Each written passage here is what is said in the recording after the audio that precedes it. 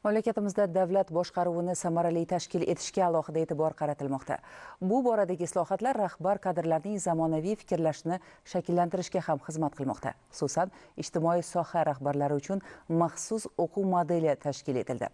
Mazkur loyihaning asosiy g'oyasi aholiga ko'rsatilayotgan ijtimoiy xizmatlar sifatini yaxshilashdan iborat.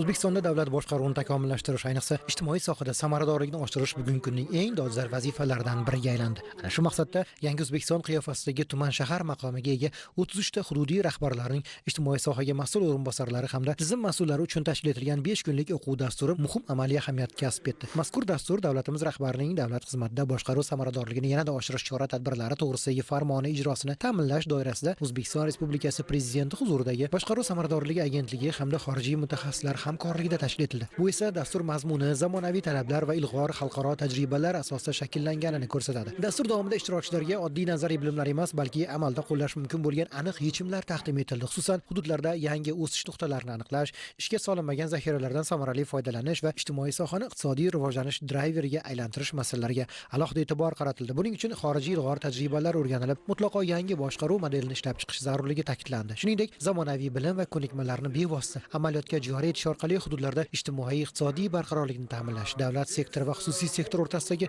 hamkorlikni yangi bosqichga olib chiqish kabi muhim yo'nalishlar ham keng yoritildi. An'anaviy usullardan voz kechib, 5 yillik, 10 yillik dasturlarni va tumanning 10 yillik kelajagini oldindan ko'ra bilishimiz eng muhim bir vazifa sifatida qo'yilmoqda.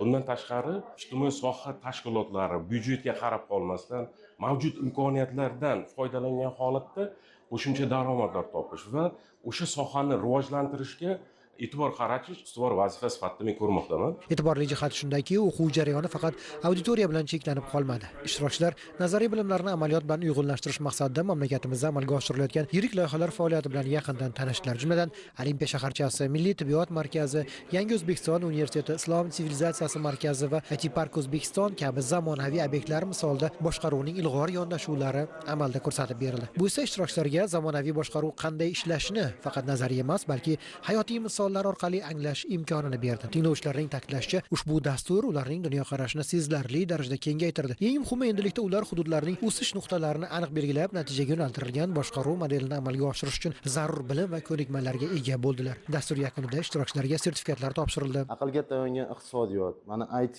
sohalarining rivojlanishi, sun'iy intellekt rivojlanib borishi, startap loyihalarini yoshlar o'rtasida chekka hududlarda izlab topishimiz, ular o'rtasida tanlovlar o'tkazishimiz va ularda eksport qilishimiz masalalari yuzasidan o'zimizga juda ham katta yo'l xarita va rejalar qilib oldik.